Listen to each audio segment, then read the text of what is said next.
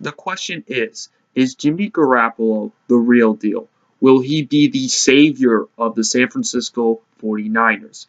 Now, when it comes to the 49ers, obviously in 2012 under John Harbaugh, they took them to their first Super Bowl appearance in almost 20 years. But ever since that time, it's all been downhill. 2013, sure, they made the NFC Conference game, but the divisional rival Seahawks obviously had a huge victory against them and a dominant victory against them. And then 2014 came around, they missed the playoffs. And then 2015, then 2016 with Colin Kaepernick and all the anthem protests. And then 2017, for the majority of it, it was pretty pessimistic. A lot of the times they start off the season, I believe, 0-7 or 0-8, something as bad as that. But once they acquired Jimmy Garoppolo, it all started turning heads. I mean, Jimmy Garoppolo has been 5-0 as a starting quarterback in the NFL. And obviously, San Francisco looked like they were going to be the second worst team in the NFL this year. It looks like they might be a 6-win team by the end of the 2017 season.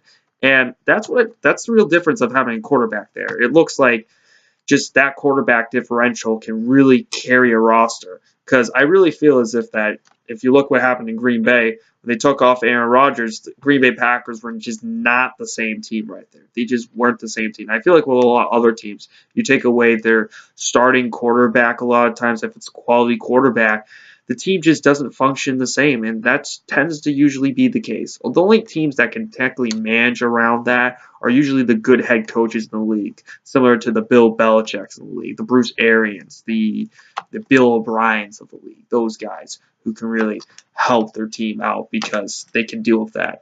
And when it looks like Garoppolo seems like he's that quality quarterback, and I really have had faith in Garoppolo ever since his rookie year. It was definitely surprising to see New England taking a quarterback in the second round. I believe it was the highest drafted quarterback Bill Belichick has ever taken, or at least under the Patriots it is. And he definitely seemed as if that he was an accurate quarterback and a quarterback that picked up on things. I just saw a good ball. He would throw a nice spiral here and there. I know you've been hearing a lot of things that he throws one of the tightest spirals you've ever seen. And that's definitely some high praise right now. And I know John Lynch, your GM, did a little bit, maybe too much praise, saying that they would have won 5 Super Bowls if he was their quarterback of their team. Obviously, that's a ridiculous amount of praise by John Lynch there, and obviously it's an exaggeration in my mind. But when you look at him, he's definitely a quality quarterback. He's definitely a quick learner, and he definitely learned from Bill Belichick and Tom Brady, so that definitely helps right there. And he's also got a good OC in Kyle Shanahan, because I definitely have a lot of respect for Kyle Shanahan. Ever since what he did with the Atlanta Falcons, turning Matt Ryan into an MVP candidate, and he even had an offense that was good enough to carry them to a Super Bowl and whatnot. And when you really look at it in hindsight, I think what really got my eye on Kyle Shanahan is how he handled the Denver Broncos defense in 2016 last year, about how he really found a game plan. And a lot of people started copying that game plan, and the Denver Broncos just haven't been the same since. I feel like if you have that kind of quality coaching right there, who's a son of Mike Shanahan, who invented the zone running attack and whatnot, he's definitely a quality coach. He definitely had some experience under his belt and whatnot. And he has done pretty well with quarterbacks in the past. I mean, Kirk Cousins obviously hasn't been the same since he hasn't been there. Obviously, they have some familiarity with Kirk Cousins and whatnot and all sorts of stuff. And I think, too, Jimmy Garoppolo's credit a lot of times is he went from the New England Patriots system to the San Francisco 49ers system. Now, when it comes to style of play, the New England Patriots, they like the short passing attack, where you pass the ball about 30, 40 times a game and you try to drive up the field and whatnot. Versus in San Francisco, it's more of a running attack. Obviously, that seems like you're more handing off the ball more, but there's a lot of deep passes there. So that's definitely something that you have to adjust to. And it seems like he's made a quick adjustment to it. And he's definitely a guy that learns quickly. I believe when he was at Northern Iowa, whatever college he went to, it's the same one wherever Tony Romo went to. So I guess that's if you want to know which college. But he went there, and they didn't really have a playbook. So the guy got all the head. I think he seems like he's a pretty smart guy right there. And I've talked about it in the comments. I think Jimmy Garoppolo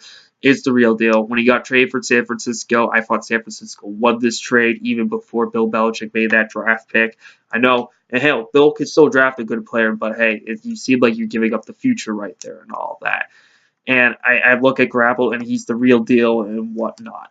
And I just like to put this in all in perspective and whatnot. When it comes to the whole Bill Belichick and the Robert Kraft, I feel like Bill probably wanted to keep Jimmy Garoppolo and Kraft wanted to keep Brady. And I think Bill's the right one on this one. They should have kept Garoppolo. Nothing against Brady and all of that. It's just he's going to be 41 next season. That's definitely not something you really want your quarterback to be doing right there. I mean, playing at 41 is definitely a huge risk. I definitely think his wife is probably pushing for his retirement eventually. I mean, there's not really much for him to play for unless if he just is just that obsessed with winning. He's just that compulsive about it, but I doubt it. But ideally, San Francisco, there's definitely a future in my mind right here. But what do you guys think? Is Jimmy Garoppolo the real deal? Let your comments down below. I'll see you guys next time. Peace.